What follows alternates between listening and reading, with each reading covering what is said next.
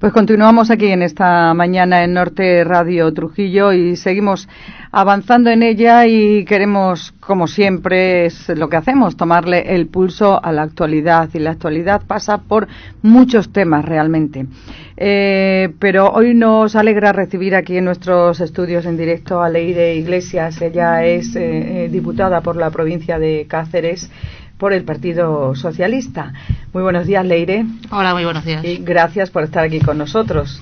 Ella viene acompañada por Fernando Acero, que como todos ustedes saben es el portavoz del Partido Socialista en el Ayuntamiento de Trujillo y también el secretario general de la agrupación local de este partido en nuestra ciudad. Buenos días, Fernando, bienvenido. Muy buenos días, Consuelo. Muchísimas gracias, desde luego, por abrirnos los micrófonos de Radio Norte. Como es habitual. Siempre están abiertos. A nosotros. Sí, por supuesto. Pues vamos a hablar, como decía, de muchas cosas. Sabemos que, pues Leire está hoy aquí, pero no podemos llamarla cualquier día para que venga a comentarnos cualquier cosa, ¿no? Y entonces vamos a intentar aprovechar el tiempo. Leire, de todas maneras, ahora ¿en qué estáis inmersos? Como diputada, sobre todo. Bueno, ahora en el Congreso, sobre todo, estamos en el debate de los presupuestos. El curso, este periodo siempre está dedicado a las cuentas, pero lógicamente por el Congreso ahora pasa mucha más actualidad.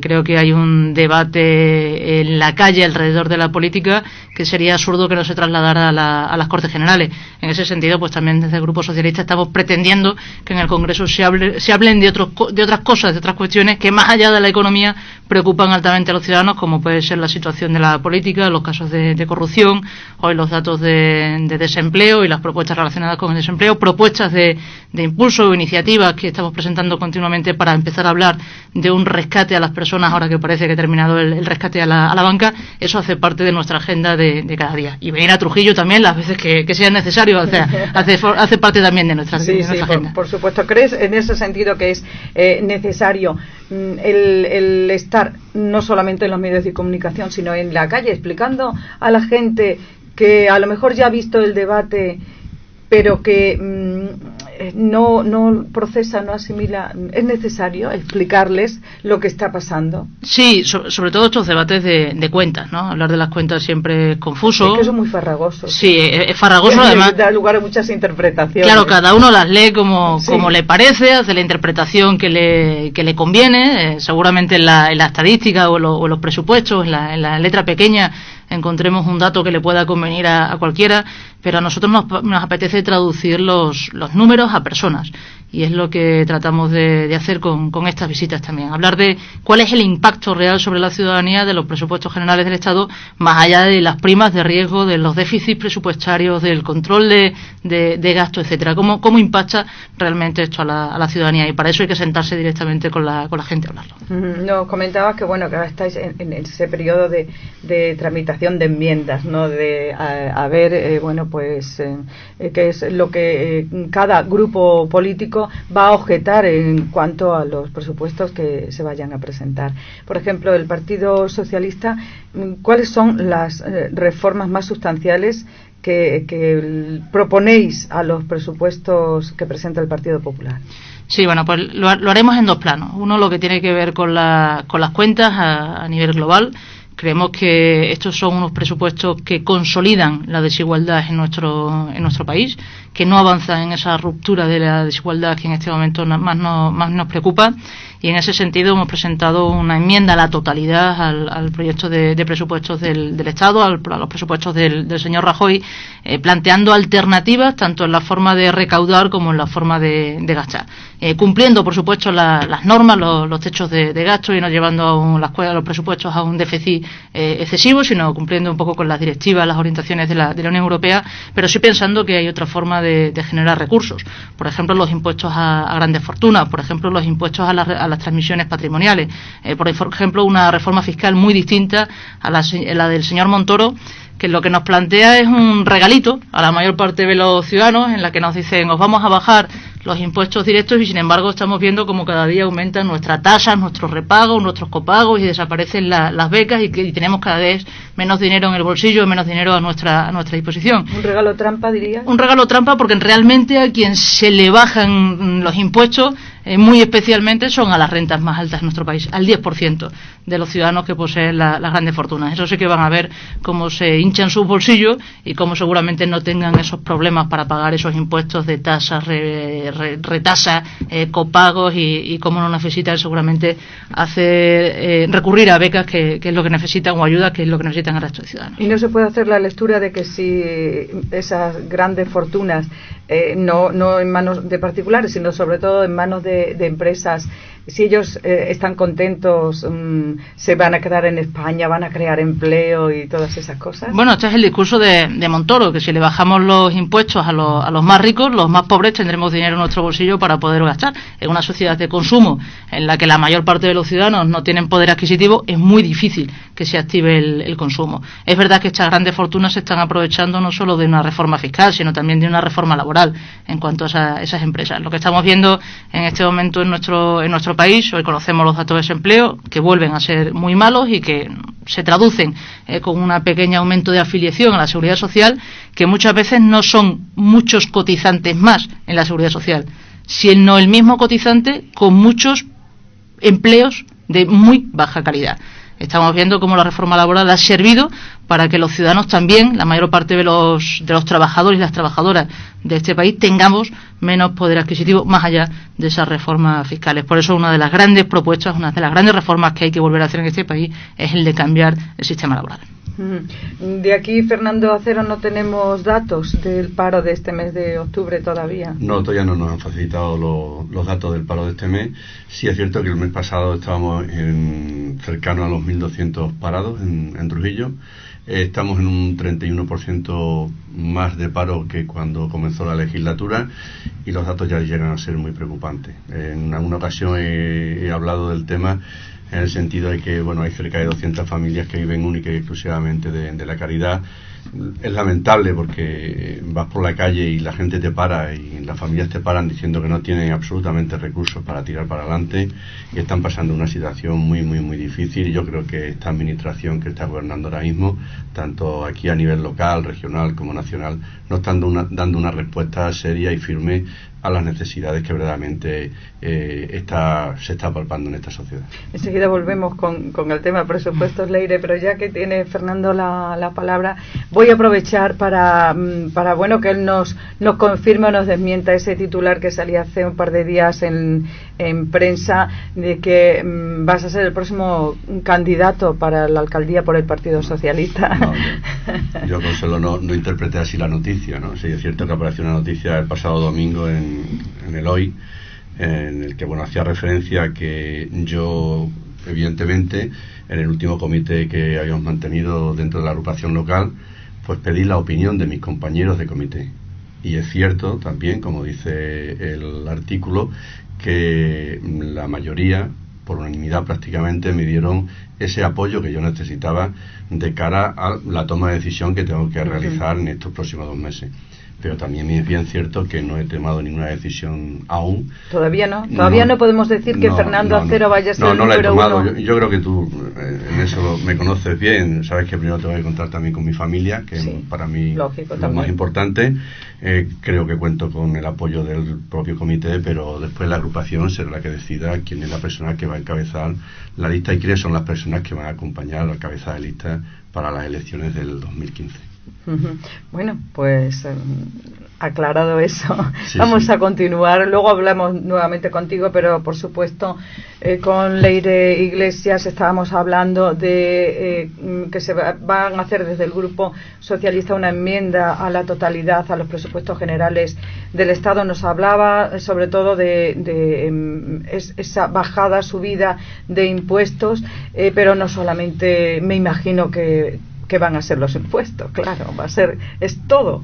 No, bueno, pero lo más No, llamativo. Decía que había dos escenarios, ¿no? Uno el de las cuentas a nivel general, generar ingresos de otra manera para gastarlos de otra manera y trabajar por romper la desigualdad con algunas otras reformas en lo que es la recuperación de derechos civiles, y una traslación al presupuesto regional, al presupuesto autonómico. Si estos presupuestos son de desigualdad a nivel general, en cuanto a lo que llega a Extremadura, la verdad es que son unos presupuestos bastante malos y bastante engañosos en los que nos proponen. Hablábamos ahora de empleo, por ejemplo, ¿no? Es increíble que en estos presupuestos generales, por ejemplo, desaparezca por primera vez el Plan Especial de Empleo de Extremadura. Da la sensación de que Monago ha tirado la toalla de la reivindicación de ningún tipo de medida al señor Rajoy. Si en Extremadura, con 114.000 desempleados, que eran los que había cuando llegó la administración de Rajoy, llegó la administración de Monago, existía un plan especial de empleo con 40 millones de euros, porque era urgente que los ciudadanos y las ciudadanas de Trujillo, por ejemplo, pudieran tener un acompañamiento de la administración regional y de los ayuntamientos y las corporaciones locales para generar actividad en los espacios en los que no se puede generar otro tipo de actividad, para procurar esas políticas de inserción laboral, para generar ese crecimiento. ¿Cómo es posible que hoy, con más de 153.000 desempleados en nuestra comunidad autónoma, y que vemos que siguen creciendo las tasas de desempleo y se para la actividad, hayan desaparecido esos 40 millones de euros de los presupuestos generales del Estado? ¿Y por qué han desaparecido? ¿Y por qué han desaparecido? ¿Y cómo se nos camuflan con algunos discursos sobre una deuda histórica que empieza a ser empachosa, que no existe en los presupuestos realmente, que es una partida presupuestaria en la que se contempla un hospital de Cantabria o se contempla algo que no podemos llamar la deuda histórica de Teruel, porque Teruel como territorio no tendría deuda histórica, y que supone una merma en nuestros ingresos para vendernos un gran logro del señor Monago que no es tal realmente en nuestras cuentas. Y nos preocupa que se esté generando además una deuda contemporánea. Para la provincia de Cáceres, por ejemplo, o para Extremadura, el peor año de inversión en crisis profunda de la legislatura pasada duplica los recursos a un presupuesto que están llamando de la recuperación. Si existe la recuperación, que llegue a la inversión a Extremadura, porque en Extremadura seguimos necesitando esa inversión. ¿Habría que reforzar el plan de empleo y olvidarse quizá de la renta básica? No se suple una cosa con otra, no tiene nada que ver. No, es que estamos viendo, por ejemplo, cómo está pasando en esto de que Monago tira la bandera de la reivindicación. Monago, con el presupuesto autonómico, con el dinero de los extremeños y de las extremeñas, está asumiendo algunos gastos que hasta ahora correspondían y por ley corresponden a la Administración General del Estado. Algunas de las obras de infraestructura que nos han anunciado para nuestra provincia, como puede ser la Ronda Norte de Cáceres, es una inversión que se podría pagar con los presupuestos generales del Estado. Lo mismo la finalización del hospital provincial de referencia, que es el de Cáceres. También, sí. ¿Por qué tenemos que pagar del presupuesto autonómico, de los impuestos de los extremeños y las extremeñas, algo que hasta ahora se pagaba del conjunto del fondo de los recursos estatales? Eso posiblemente hace que otras políticas que son prioritarias en nuestra comunidad autónoma no existan los fondos para poderlas desarrollar, y entremos en una pantomima que muy lamentable, a la que le buscaría un calificativo bastante más duro, que es la que se está produciendo con la renta básica, ¿no? En la que estamos viendo cómo se aprueba una ley, en verano se suprime la aprobación de esa ley por decreto presidencial, y hoy se tiran a la basura los expedientes de todos los solicitantes de la renta básica para volver a tramitar algunos expedientes justamente en periodo electoral. Yo creo que los ciudadanos y ciudadanas no van a querer que Monago les compre su voto a costa de sus derechos. Se reivindicaría desde el Partido Socialista el que todas esas peticiones que se hicieron hasta el momento se revisaran de nuevo y que no se tiraran a la basura. Efectivamente, no queremos que ningún expediente se tire. Ya tramitados. Tenían que estar ya cobradas, no tramitadas, tenían que estar cobradas, pero lo que es el colmo es que se tiran a la basura y empecemos de nuevo, además para hacer coincidir la renta básica con unas elecciones autonómicas. Es una falta de dignidad absoluta, la dignidad que necesitan los que tienen que cobrar esa renta básica. En ese sentido, el Partido Socialista también va a hacer una enmienda a la totalidad a los presupuestos de Extremadura.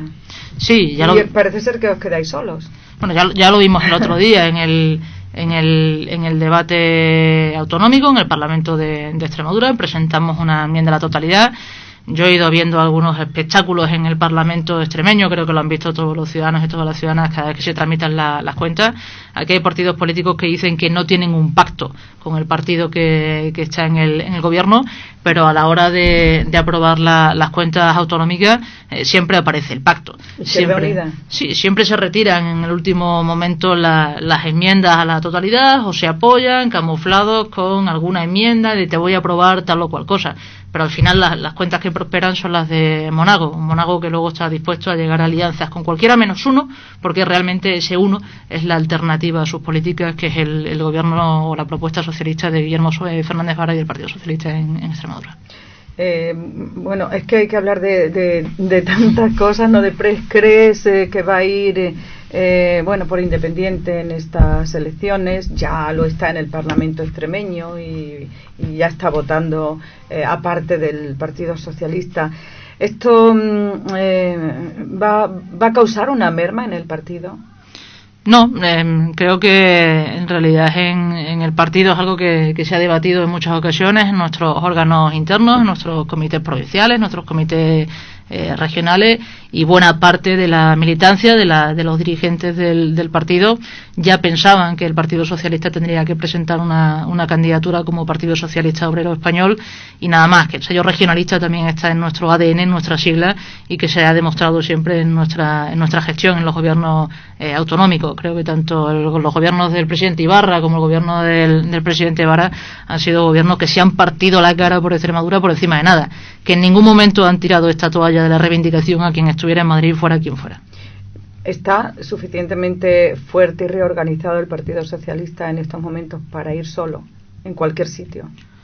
Sí, es un partido que estaría dispuesto a gobernar mañana. Y de hecho presentamos una moción de censura en ese sentido en este año. Un brindis al sol, dicen algunos. No, una alternativa de gobierno. Creo que la gente también está necesitada de saber a qué estamos, ¿no? Y que en el Parlamento no estamos solo para criticar, para hacer oposición, para entrar en el juego del y tú más, sino para darle a la gente otras respuestas. Creíamos que había políticas urgentes que tomar, medidas urgentes que desarrollar, programas que recuperar, que no podía ser como que siguiéramos viendo cómo se destruyen las prestaciones de servicios en nuestra región cada día, cómo desaparece el transporte escolar, por ejemplo, en nuestros pueblos, y que si el Parlamento lo hubiera decidido así, estamos dispuestos, o al menos trasladarle a la ciudadanía, que tenemos una alternativa de gobierno, que son cosas que se pueden hacer, que son viables económicamente y que estamos aquí dispuestos para hacerlas mañana. Es que muchas veces nos hacemos la pregunta de ¿cómo? Sí, todo eso sabemos que hay que hacerlo porque lo necesita el ciudadano para seguir adelante, ¿no? Pero ¿cómo? Bueno, ¿de dónde sacamos los recursos? Creo que hasta ahora había servicios que estaban funcionando y no generaban ese déficit. Al contrario, hace unos días hemos visto como el gobierno de Monago, pese a todos los recortes, pese a todo ese esfuerzo que se pide siempre a los mismos, se ha convertido en el capitán, en el líder del déficit público, de tener unas cuentas poco saneadas, y han desaparecido pues la atención a la dependencia, los puntos de atención continuada que tan demandados son en esta comarca de Trujillo, por ejemplo, el transporte escolar, los cuidadores de atención a la dependencia, las becas de libros de texto que han pasado. Entonces, ¿cómo puede ser que nos digan los consejeros correspondientes? Ningún extremeño tiene que comprar sus libros de su bolsillo, todos están becados. Ningún niño extremeño está sin transporte escolar en la pública, incluso con la concertada en algunos casos. ¿Dónde está esa diferencia entre lo que dice uno y lo que dice otro? Bueno, en que no es cierto, simplemente que no es cierto. Tú puedes decir, no, ninguno de los que lo necesitan se quedan sin libros de texto, pero has cambiado los criterios de acceso y ya no se lo das a casi nadie. Los presupuestos del Estado en cuanto a lo que llega a Extremadura, hemos pasado de 4,5 millones de euros en 2011 para ayudas a libros de texto en nuestra región a 670.000 euros. no es posible que se estén comprando los mismos libros de texto, ni han bajado los libros de texto. Las familias, los padres, las madres lo saben bien. Simplemente han desaparecido esas ayudas. Servicios que se estaban prestando, y la credibilidad de decir que los vamos a volver a prestar es que ya los estábamos prestando hasta la fecha. Y la forma de hacerlo, el cómo, Consuelo, es un poco lo que te decía antes, ¿no? Es decir, bueno, pues a lo mejor no toca hacer una bajada general de impuestos a todo el mundo en cuanto a sus impuestos a la renta, que beneficia al 10% de las rentas más altas. Es posible que esas reformas fiscales no toquen, que están muy bien para decir que hemos salido de la crisis y que nos estamos recuperando, pero que si no llega al ciudadano los recursos, pues simplemente son discursos, son macroeconomía y no son la traslación de la política a las personas, que es lo que pretendemos, ¿no? ¿Y no pagar la deuda de Europa en tan poco tiempo sería también una posibilidad? Bueno, el hacerlo en otros plazos, sí, sería una posibilidad. Ya lo planteamos durante toda la legislatura en algunos momentos. Ha hecho parte muchas veces del discurso de Alfredo Pérez Rubalcaba, y lo dijimos antes de las elecciones europeas también, ¿no? Que iba a ser una de las cosas que defendiéramos ante Europa, que no se puede asfixiar los Estados, porque en realidad se está asfixiando a los ciudadanos. ¿Qué notáis en la calle cuando, bueno, pues el ciudadano se dirige a los políticos, tanto en el caso de Leire como diputada en Madrid, y en el caso de Fernando Acero, pues cada vez que se pasea por las calles de Trujillo? Yo noto dos cosas distintas. Una en el caso de Leire, no Leire diputada, sino en el caso de Leire, cuando Leire escucha a la ciudadanía, a la calle, cuando comparte el espacio público, porque por supuesto somos uno más de esas personas. Hay quien se pone en el ellos y nosotros, creo que somos solo nosotros, y es el hartazgo, la falta de credibilidad, la desesperación. Y otro en el de Leire, representante ciudadana, representante público, diputada en las Cortes, que lo que escucha de la gente cuando se dirigen a mí, lo que escucho de la gente cuando se dirigen a mí, es la necesidad de que estemos ahí, que demos alternativas, que les ayudemos, que les acompañemos, que movamos las propuestas, que movamos los teléfonos, que movamos las gestiones para atender sus problemas. Y eso es realmente lo que ocupa la mayor parte de nuestro tiempo, la mayor parte de nuestra actividad. Fernando, te comentaba también, Trujillo, ¿qué dice? Bueno, yo creo que Trujillo, y tú te mueves por Trujillo, a que me muevo yo, ¿no? La gente tiene una desconformidad importante porque, y lo comentó en alguna ocasión, ¿no? Yo creo que el Partido Popular, cuando presentó el programa electoral del 2011, fue un programa con unas expectativas muy amplias que no se han llegado a cumplir, evidentemente, y bueno, la gente ya está necesitada de respuestas, ¿no? Está necesitada de respuestas, además en todos los aspectos.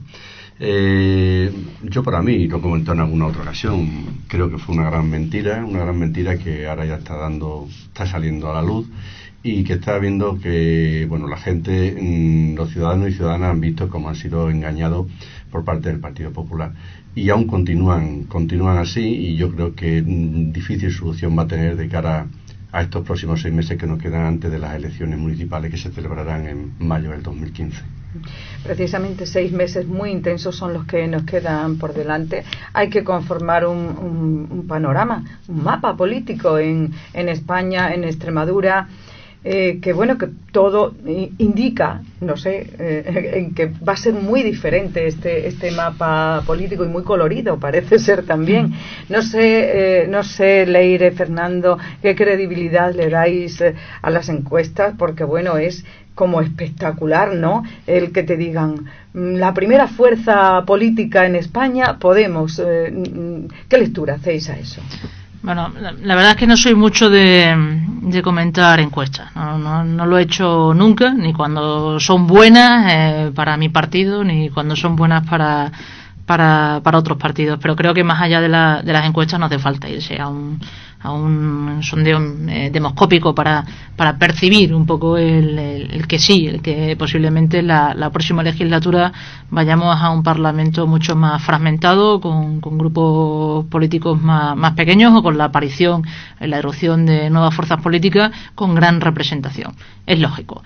Creo que hay partidos políticos que han sabido entender bien el cabreo ciudadano, el hartazgo, que se presentan desde el no haber gestionado tampoco las instituciones instituciones, desde no tener ningún tipo de desgaste político, y a los que les pediría que no renunciaran a un discurso progresista si se consideran progresistas, o de izquierda si se consideran de izquierda, y que eso debería incluir la reivindicación de los derechos y libertades ciudadanas, porque en algunos momentos tengo la sensación de que nos quedamos solos en esas otras reivindicaciones de los derechos y libertades ciudadanas, que vamos mucho a apropiarnos del sentimiento de cabreo mayoritario y de los grandes titulares y de lo que tiene que ver con unas propuestas económicas rompedoras, aunque no sabemos si viables. De hecho, creo que los propios sondeos también se cuestionan la viabilidad de esas propuestas económicas. Es predicar y otra es dar trigo, ¿no? Pero haría falta mucho más. Creo que la política no es solo esos brindis al sol, o que no son solo esas reivindicaciones, o no solo hacerse cargo del cabreo, sino convertir el cabreo en propuestas que satisfagan las necesidades de la gente. Un hundimiento del Partido Popular que se traslada también en las encuestas, prácticamente la desaparición de otras fuerzas políticas de izquierda. Pero tampoco mejora el Partido Socialista en ellas. Tampoco mejora, se mantiene ahí. Creo que mantenernos no debería ser nuestra opción. En los tiempos que corren parece que mantenerte debería ser un motivo de satisfacción, y oiga, pues bueno, por lo menos no me hundo como los demás. No, creo que eso no debe conformarnos. Si hay que hacerse cargo del cabreo con nosotros también, desde luego tenemos que ser capaces de reaccionar, y en los últimos tiempos lo estamos haciendo también, ¿no? Ante situaciones muy difíciles como las que tienen que ver con la corrupción política, actuar con absoluta determinación y sin ningún tipo de ambigüedad. Y en nuestras propuestas políticas creo que también tenemos que actuar con esa determinación y sin ambigüedades. Por ejemplo, creo que las propuestas de nuestro secretario general en Extremadura, de Guillermo Fernández Vara, de presentarse a unas elecciones no con un programa electoral de 150 páginas con mucha teoría sobre las reformas, el mundo en el que vivimos y cómo gestionarlo, sino 50 medidas concretas de obligado cumplimiento con fecha de ejecución, partidas económicas sometidas al control ciudadano, y si no se cumplen me voy, son unas buenas alternativas para que los ciudadanos entiendan que hemos entendido su mensaje, ¿no? ¿Estaríais dispuestos a cualquier pacto para salir del banquillo? No, a cualquier pacto no. Ahí me sorprendieron esas declaraciones el otro día en el diario El Mundo del presidente de Extremadura, en la que se ofrecía a pactar con Podemos, porque me llevó a recordar una rueda de prensa que dio justo después de las elecciones europeas, en la que comparaba Podemos con la extrema derecha de Le Pen. Él decía, y también lo convirtió en un titular a nivel nacional, que lo mismo le preocupaban los movimientos de extrema derecha como los movimientos de extrema izquierda. Y pocos meses después se ofrece a pactar con eso que le chirriaba de la extrema izquierda unos meses antes. Me pregunto si las fuerzas emergentes fueran de extrema derecha, que también le chirriaban al señor Monago, si también estaría dispuesto a pactar con la extrema derecha, y si les vale absolutamente cualquiera. A mí no.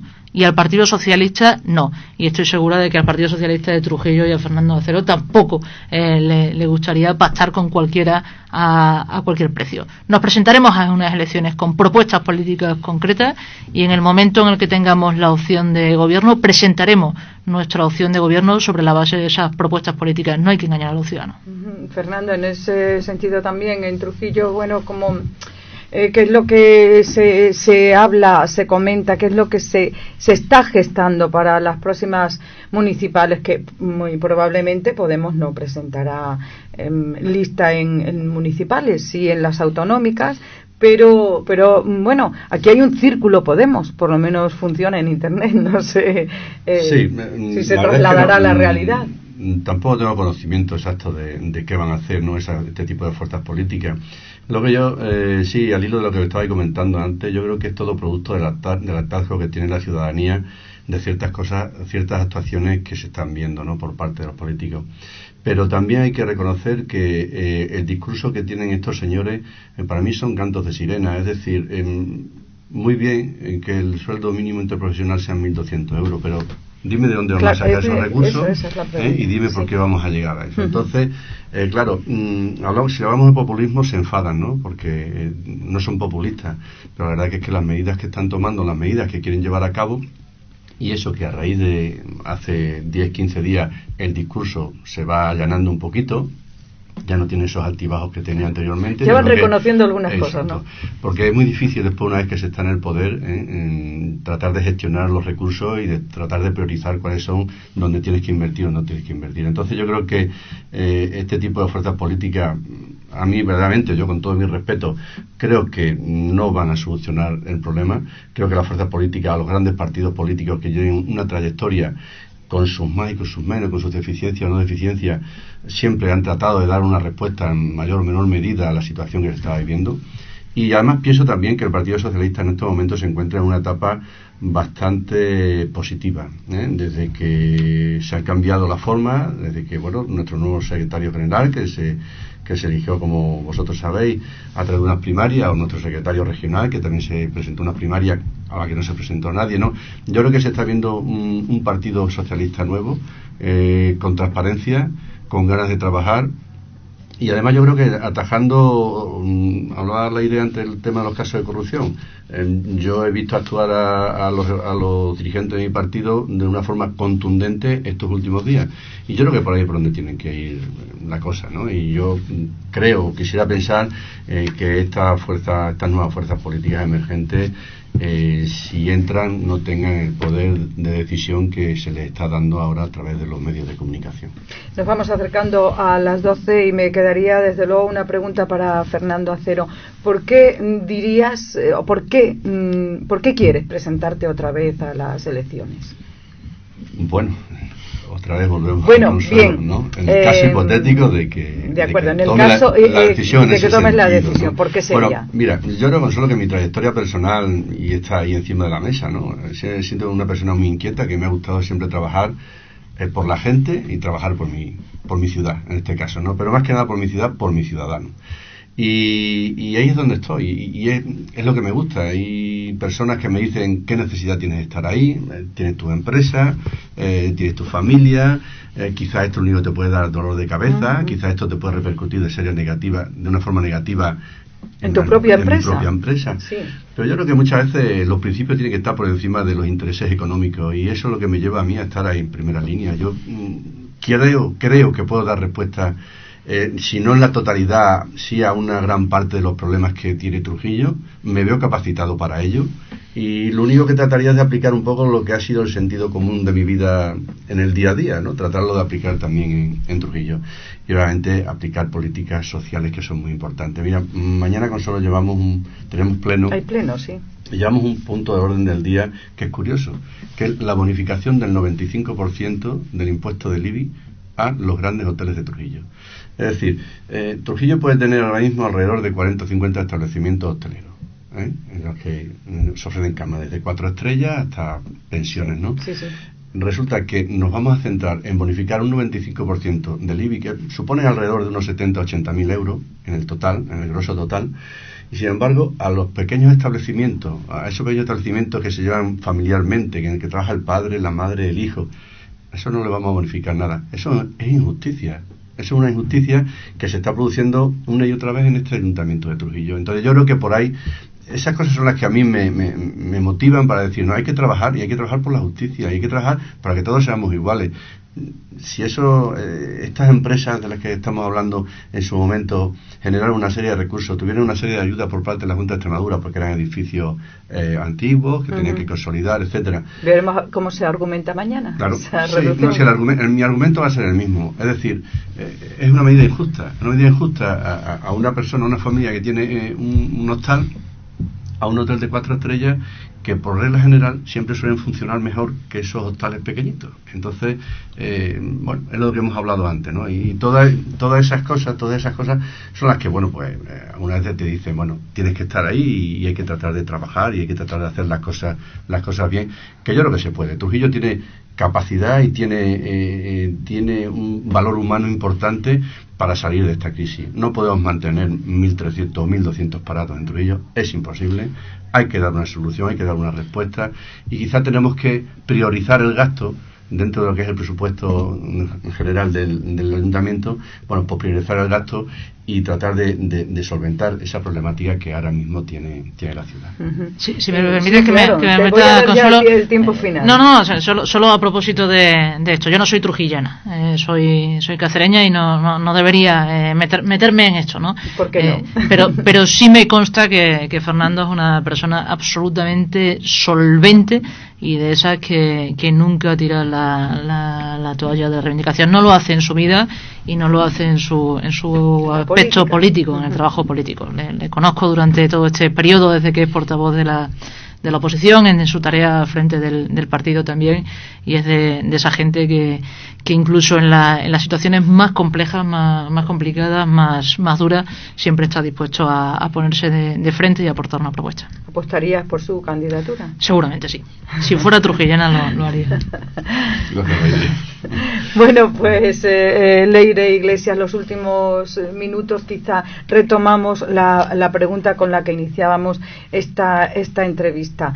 La justificación, el que el ciudadano entienda definitivamente por qué el Partido Socialista presenta o ha presentado ya una enmienda a la totalidad, en un caso para los presupuestos generales del Estado, en el otro para los presupuestos de Extremadura, para que la gente entienda que no queréis obstruir una acción de gobierno.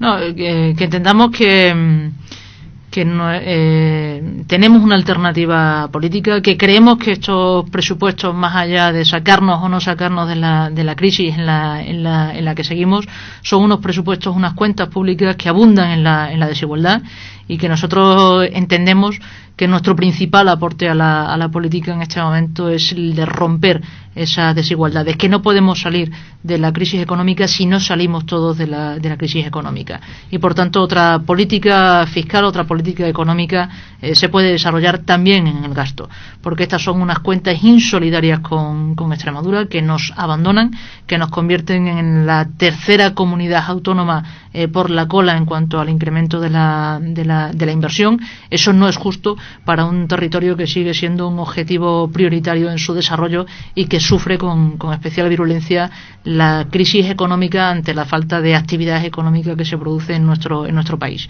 en nuestra comunidad autónoma. Y en ese sentido, bueno, pues que queremos plantear esa alternativa en la economía, pero no pensando en la economía, sino pensando en el rescate ciudadano, pensando en las familias, pensando en las personas, y es en lo que estamos trabajando en este momento. Sé que algunas veces parece que no estamos haciendo nada en el Congreso, en nuestra tarea. A lo que nos estamos dedicando es a traducir lo que la gente nos dice en la calle sobre las desigualdades que sufre, en propuestas que sirvan para romperlas. Se van a aprobar, evidentemente, unos y otros. Se aprobarán los presupuestos y trataremos de que al menos en las cuentas, en las enmiendas parciales, tenga cabida algunas de nuestras propuestas. En la provincia de Cáceres hemos presentado pequeñas inversiones por valor de 8 o 9 millones de euros, que servirían para no paralizar algunos proyectos, sobre todo en infraestructuras que están en marcha. Por ejemplo, los que tienen que ver con las comunicaciones. Yo soy de una ciudad en la que el presidente de la Junta de Extremadura ha prometido hacer un aeródromo para que lleguen vuelos a motor de 8 pasajeros. Creo que eso no facilita las comunicaciones ni las dificultades de comunicaciones de la gran mayoría de los ciudadanos y las ciudadanas de esta provincia.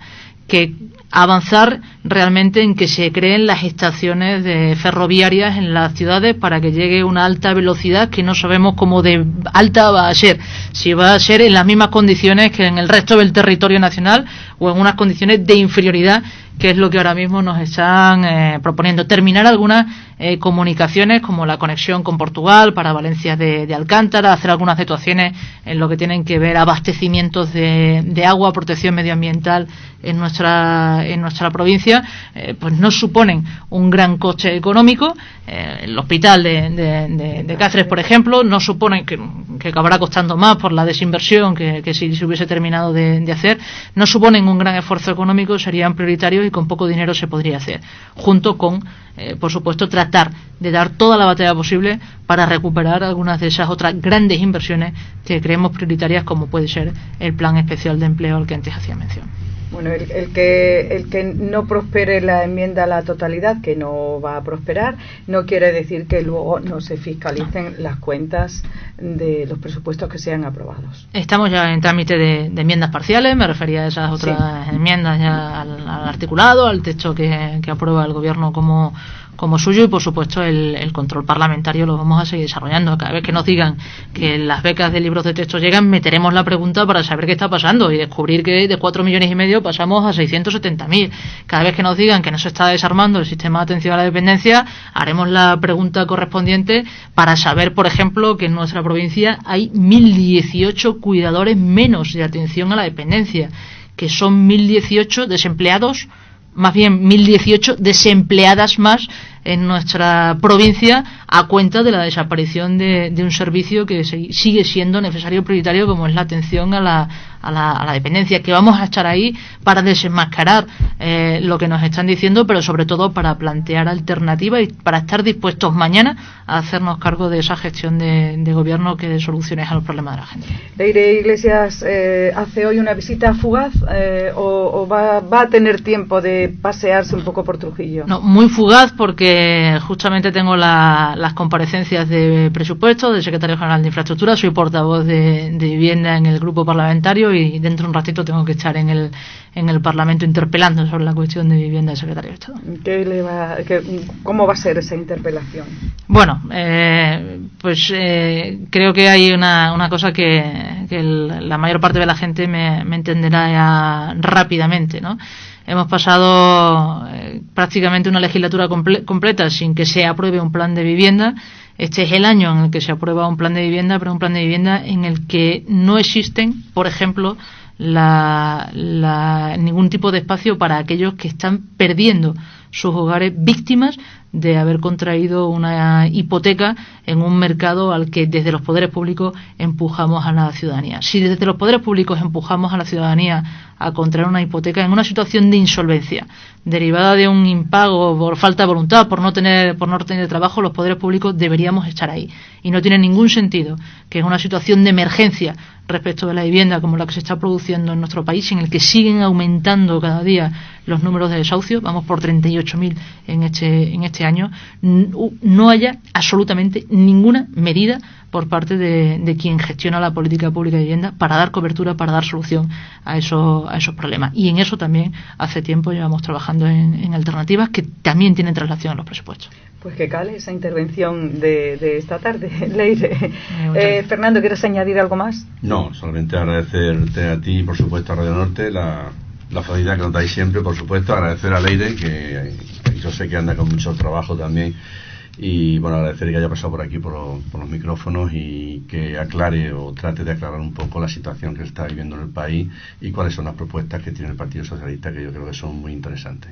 Pues muchísimas gracias a los dos. Fernando Acero, portavoz del Partido Socialista en el Ayuntamiento de Trujillo, Leire Iglesias, diputada por Cáceres. Bueno, pues mucha suerte en esa lucha y muchas gracias por haber estado. Muchas gracias a vosotros y a vuestra disposición cuando queráis. Abusaremos entonces. Muy bien. Gracias.